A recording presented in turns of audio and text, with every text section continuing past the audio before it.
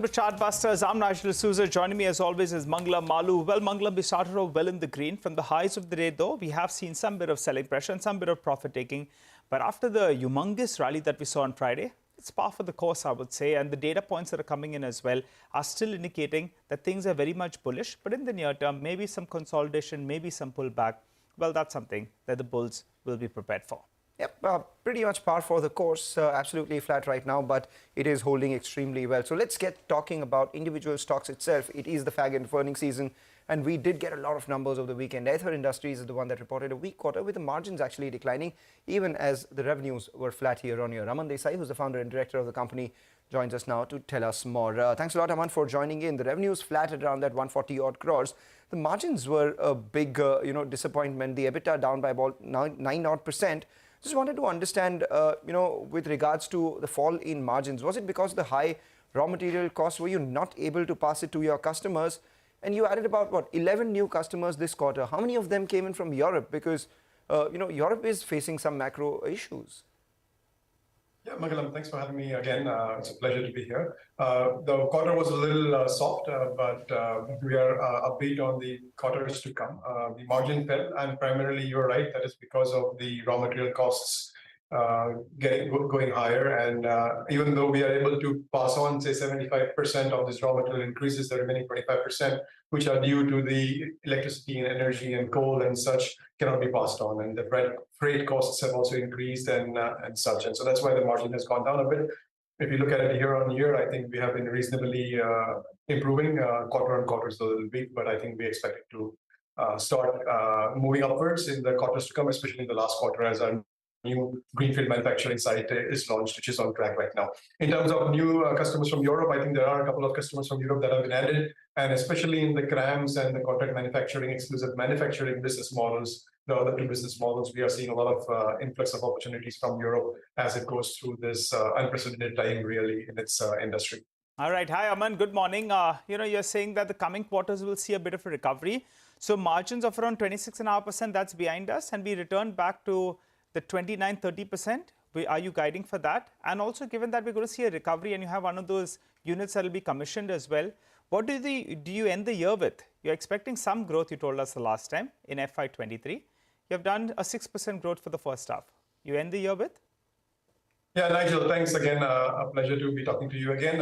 Yes, we are already seeing uptake in the current quarter, and especially in the last quarter with the new manufacturing site coming up, we expect to see significant contribution into the revenues. And in terms of margins, we'll definitely be maintaining this and going upwards. And so the goal is to be going back to where we are in the last fiscal year, which is around higher 20s and 29%. And so we'll be looking at resuming that margin in the quarters to come, especially in the last quarter, and definitely a growth in the top line as well with the new products being launched. We are launching 5 new products in the upcoming greenfield site for the first time in India. What is the growth you want to guide for the year with? You're launching new products. You have a facility that's coming on stream as well. Aman, we were not going to let you go without giving us a number. Give us a broad band at least. Go ahead. Yeah, Nigel, you put me on the spot at the time, but no. So you mentioned we're 6% up half yearly as compared to the last year, and definitely we'll be looking at increasing that further, and hopefully maybe touching the double-digit figure as well. And that's definitely on the cards.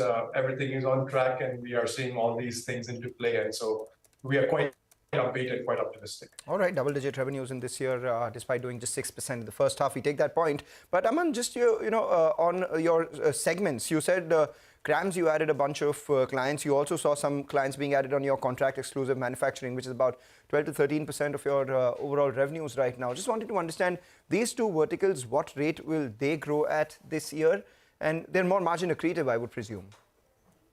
Yeah, they're better margins, and so in the CRAMS business, which is 13% of the pie, it is about 70% EBITDA margin, and in the contract exclusive manufacturing, it's right now around 29-30% EBITDA margins. This will go up in the years to come. But in this first half, this fiscal year, as compared to that period in the last fiscal year, our CRAMS has been up 68%, and our exclusive contract manufacturing is up 112%. And so, as I've always mentioned, it continues to be a golden age for the Indian chemical industry. especially in the CRAM space, and with all the worldwide problems happening, we see this trend continuing on, and these two buckets will grow significantly. And as the years go on, as molecules transfer from the CRAMS bucket to the manufacturing bucket, we'll see a significant improvement in the bottom line as well for these two business models. Okay, all right. Aman, give us a targeted number where the CRAMS you would like it to go. If I got that right, it's around 13% right now, and it's improved over the last few years, growing on a low base.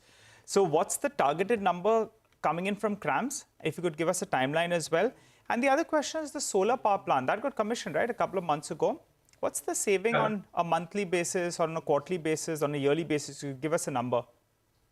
Yeah, so going to the first part of your question, Nigel, the CRAMS actually grew 68% in the first half as compared to last year. And so, for example, last fiscal year, we did 48 crores. This first half itself, we have done 40 crores, and this is a 70% business model. And so we'll be looking at balancing all this bucket. So in about 2 years' time from now, we'll look at 40% our own manufacturing, large-scale manufacturing, 40% exclusive contract manufacturing, and say 18 to 20%, 15 to 20% of the CRAMS business model.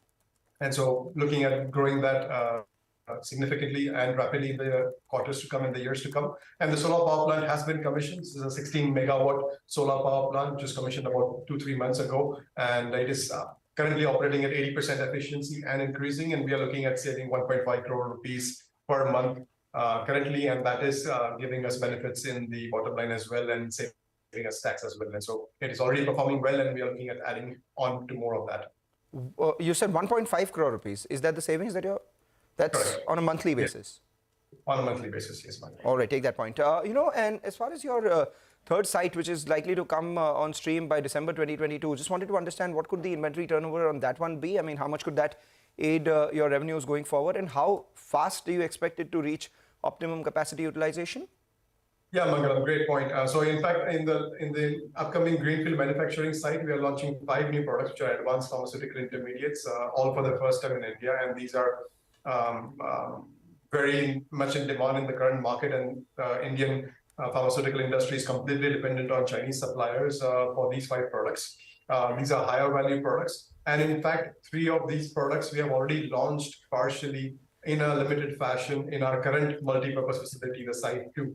And so the idea is that the validations are done from this site. The quantity is already given to the customers from this site. And so when we start the new production plans come December and January in a stepwise manner for these 5 products, we'll be hitting the ground running. And so the idea is that we'll be maximizing the capacity utilization relatively much faster, and the corresponding revenues to the customers will also pick up at the same time because the validation is already done. And so we are looking at, as I mentioned, we are looking at adding significant revenues from this new site in the first quarter, and hopefully all of these factors will aid that statement. Finally, before we let you go, you said you're looking to add significant revenues from this, and it will do extremely well. Just wanted to understand what that means in terms of numbers. I mean, could you quantify it? What's the money that you're putting in on this, and how much it could mean in terms of incremental revenue for you? Yeah, so in terms of the capex that we have done, I believe it's around 200 crores of capex on that site, and historically our asset turnover ratio has been 2, and so that's, if you do the math, that's what we're expecting, and maybe a little bit better because these are more high value-added products that are going into this plant, and so that's the kind of math that we're anticipating from this new upcoming greenfield site, and that is in the next fiscal year we should be seeing the complete contribution from that. Please keep in mind, we are also focusing on 2 new other greenfield sites, Site 4 and Site 5, and the Site 5 being in Panoli, 13 times the current manufacturing site. And so those plans already are on the anvil as well. Okay, Aman, always good hearing your thoughts. Thanks so much for stopping by. Wishing you a better second half of the year. The last quarter, the street is a little bit disappointed, but you're saying you have a vision going ahead. So wish you the best and look forward to chatting up with you rather soon. Nigel, Mangalam, thank you very much. Well, for the time being, though, let's move on. Let's move on to our special segment where we get you a few ideas for